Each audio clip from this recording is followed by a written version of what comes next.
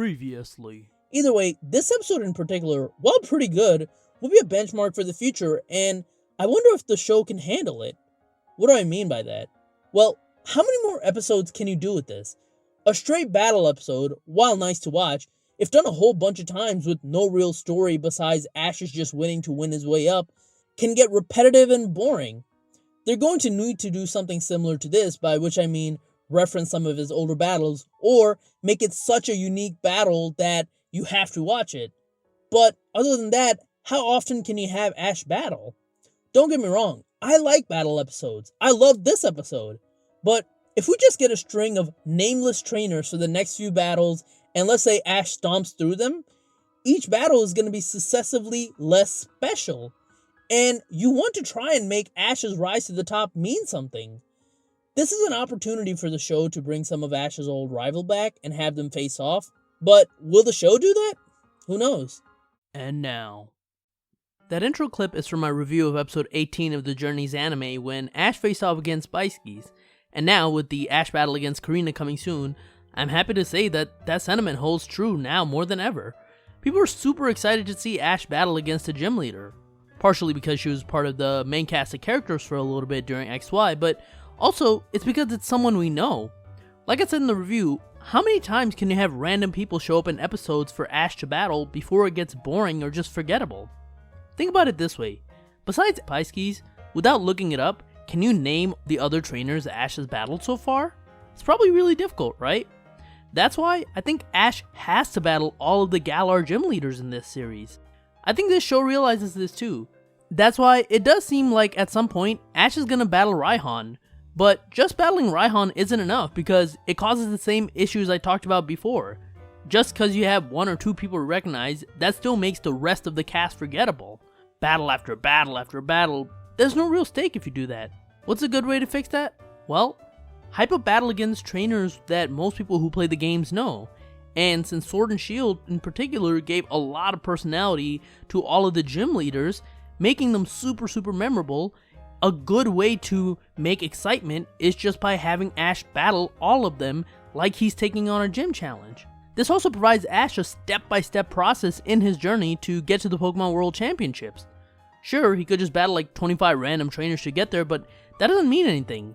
But what battling the gym leaders allows is progression. When Ash faces Milo, we know that he's in the first steps of the tournament aspirations. But as he wins, as he goes up higher in the ranking and faces the later on gym leaders, we know that not only is he facing stronger trainers, but because the gym leaders are in order, we know that the challenge of getting to the top of the tournament is also getting harder and harder. And speaking of that, I think that if Ash were to battle Raihan anytime soon, he should lose. Yeah, I understand Ash is a champion, but Ash shouldn't be invincible. Also, remember that in the games, they've stated that Raihan is strong enough to be the champion in many other regions, but he just chooses to stay in Galar because he wants to beat Leon. That's straight from his league card, by the way, and that should be the motivation for Ash to take on the Galar Gym Challenge. Now, he doesn't have to take it in as a regular trainer. In fact, he shouldn't. As a world champion, if he were to take on the gyms as a regular trainer, he would run through them because regular gym challenges are just meant for new trainers. So he should take them on as World Championship matches. That way, the gym leaders can bring out their strongest Pokemons without having to hold back. We learned in Pokemon Origins that gym leaders tend to base their Pokemon off the trainer. So, instead, you have them use their strongest Pokemon and use the Pokemon World Championship as the excuse. So imagine Ash working his way up the Galar Gym leader, and we can have random battles in between them. It shows progression, but when Ash makes it to the Masters 8, hopefully if he does that is, then you know that he's earned his spot. He's beat all of the gym leaders of all the other regions in the past, he's beat the Trial of Alola, and now he's also beat all the toughest trainers from Galar in order to make his way up the ladder. This also, in my opinion, gives the writers an excuse to bring back some of Ash's old Pokemon. Let's say he faces off against Milo, and right now he doesn't have a Fire-type Pokemon. Right now he only has Gengar, Pikachu, Dragonite, Lucario, so he doesn't have any Fire-type Pokemon. And Charizard's came back a bunch of times, Infernape was the real star in his own show, so why not bring someone underrated like a Pignite? You know, have Ash bring Pignite out and he could use that against Milo. Remember, Journeys is supposed to be an anime where you grow across multiple regions, and the writers should use that to bring back some of Ash's old companions from his old regions. The way to do that, number one, if you don't want to bring back all of his rivals or all of his, female companions or side companions or any of that, then bring back his Pokemon. People will be happy, trust me. For Nessa, he could bring back someone like a Snivy, or since Nessa's ace is a Dreadnought, he can have a turtle versus turtle battle by bringing back his Torterra. For Kabu, you can bring back Roggenrola, or you can bring back Lycanroc.